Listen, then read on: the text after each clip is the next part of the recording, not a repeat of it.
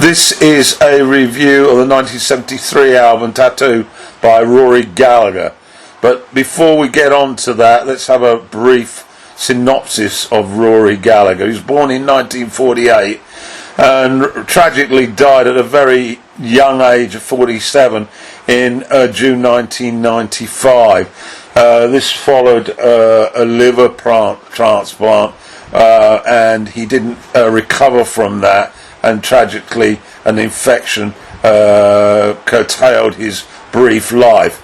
He was an Irish blues and rock multi-instrumentalist, songwriter and producer, born in Ballyshannon in County Donegal in Ireland, but he was mainly brought up in Cork. His family, his father was employed by the Electrical Supply Board, and his mother, Monica, later moved to Cork with Rory and his brother. Daniel, the father, had played accordion and sang with the band in Donegal, and his mother, Monica, was a singer and had also been active in Ballyshannon. So he was brought up in a musical family. He got his first guitar when he was about 9 and self-taught himself the ukulele amongst many things, and then he took on the guitar, firstly the acoustic guitar and the electric guitar, all self-taught. He was musically attracted to skiffle, particularly Lonnie Donegan on the radio. The family were extremely poor, although he did discover Buddy Holly and Eric Cochran, and he acknowledged them as his greatest influence alongside Muddy Waters. He heard him on the radio, and he became very interested in folk, blues and rock music, and he recalls listening to the likes of Woody Guthrie, Bill Brucey and Leadbelly, and these became significant influences as he continued to expand his repertoire, learning to play the harmonica plus the saxophone, bass, mandolin and banjo, and he also had a dash at the sitar, and so multi-instrumentalist is something that sums him up succinctly. He formed his first band, Taste, in 1966, and they later performed at the Isle of Wight Festival, and also supported Cream in Cream's final concert at the Royal Albert Hall. Taste was how I came to notice Rory Gallagher. In my early sort of teenage years, I remember seeing the band at the local university live in a summer sort of live concert. There was a series of bands, and that's where I first heard Rory Gallagher's Taste. They were a three-piece, and they were a power trio, and of course the highlight was Gallagher on lead guitar. They were very much a blues band, and I fell in love with them. He disbanded that band towards the end of the 60s, and then launched his first solo album, and his first band included Jerry McAvoy on bass, a fellow Irishman, and Wilger Campbell, a drummer, and that was the launching of Rory Gallagher. I then went on to see him on numerous occasions at the local stadium called Civic Hall in Guildford, and he was a constant visitor to the town, playing his heart out, and all of his concerts were memorable for their energy, excitement, and his love of playing. And the concerts were pretty long and pretty memorable. So I've had a love affair with Rory Gallagher's music going way back, and now I'm going to get on to the album Tattoo, which was released in 1973. So, to Tattoo then, released in 1973. And this was Rory's fifth album as a solo artist. And it certainly demonstrated his eclectic range of musical influences, very much based on the blues, but adding elements of jazz, folk and country to the mix. So let's get to the tracks, and we got jettisoned into the album by the opening cut, Tattooed Lady. And from the opening bars, the band are hot and synced behind Rory's distinctive Irish blues style, and the guitar is, well, in the back burner briefly, but with the keyboards added into the mix, but then it roars to the front of your eardrums. It's a fast ballad, some have described it, but with the barroom piano and the explosively pacey lead runs. So that to me doesn't sound like a ballad, and it didn't to my ears. It just stinks of rock and roll to me, and as always the vocals are sung with 100% passion. It's a breathtaking, stompy intro to an album many consider to be Rory's best. Well, lyrically, it touches on the notion of a fairground life and how Rory uses it as a comparison to life on the roll in a rock and roll band.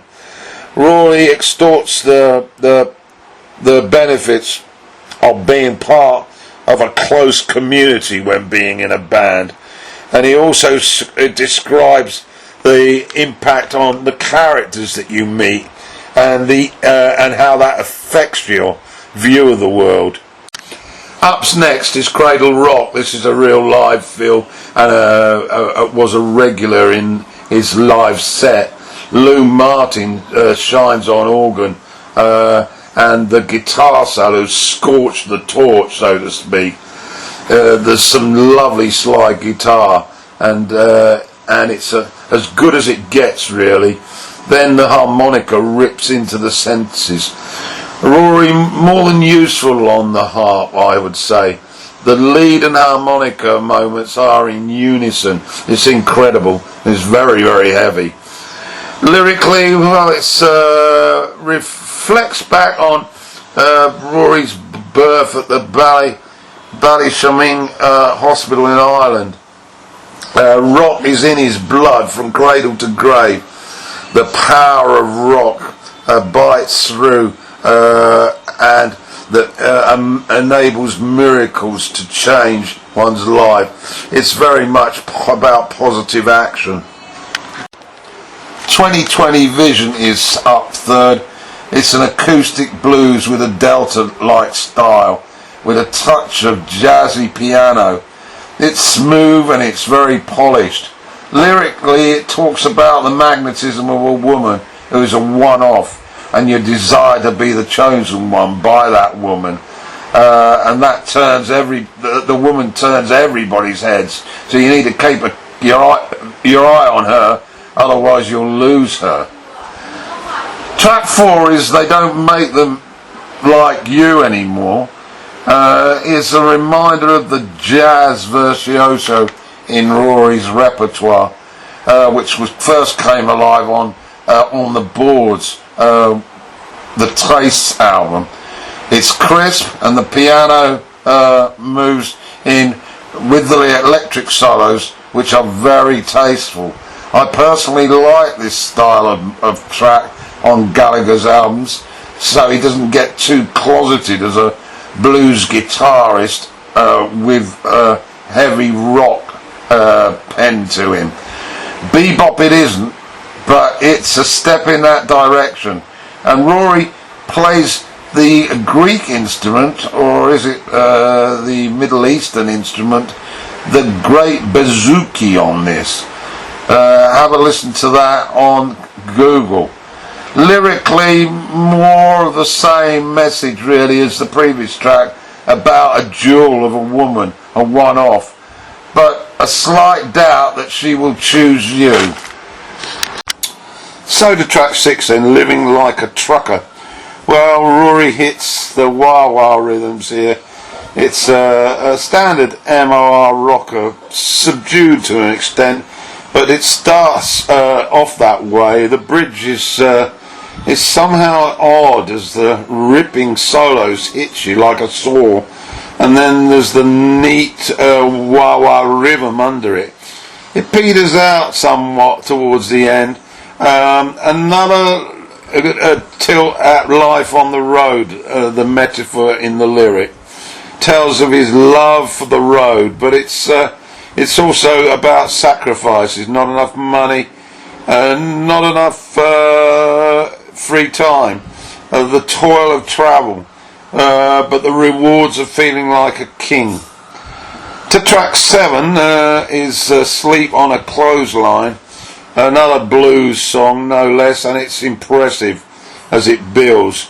It's a real barroom boozy-like feel to it, with some great piano thrown in, and the jam becomes intoxicating. How does Gallagher get to sound like this, like two guitarists with a live feel? Oh yeah, there were dubs, overdubs, but it's more than that. Lyrically, it's another tale of life on the road, the exhaustive schedule, or maybe it's a tale of the life's need to find that special one.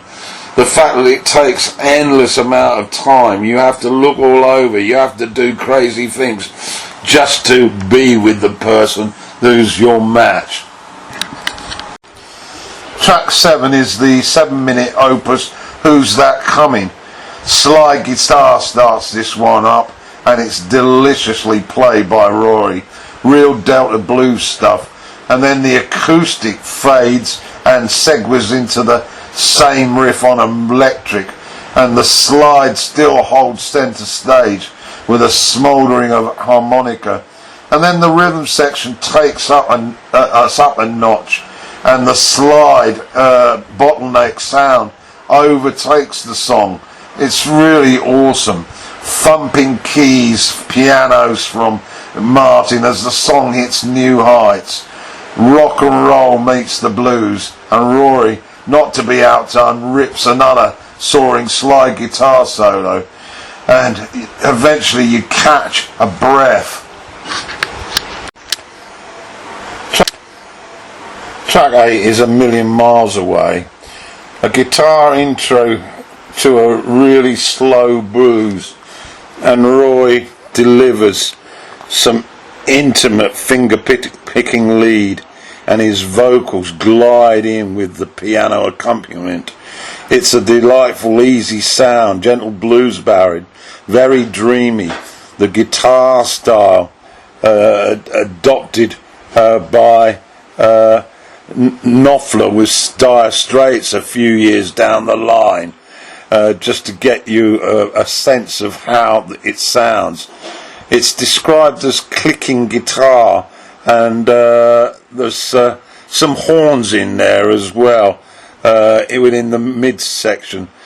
It's tight rock blues feel heads to the outro, and lyrically we find Rory in a bar in his own thoughts, feeling alone, having lost life's direction a bit. Maybe he's lost his band members, or his family, or maybe his girl. The final track then, track 8's Admit It. It's a little bit of a filler, cliched sort of rock really, got a nice funky bass line, and there's a nice cool guitar solo as ever, which saves the monotony, and then the piano, which is great throughout on this album, creates that barroom vibe again. a vicious solo towards the end just to crunch the outro, and a great conclusion really.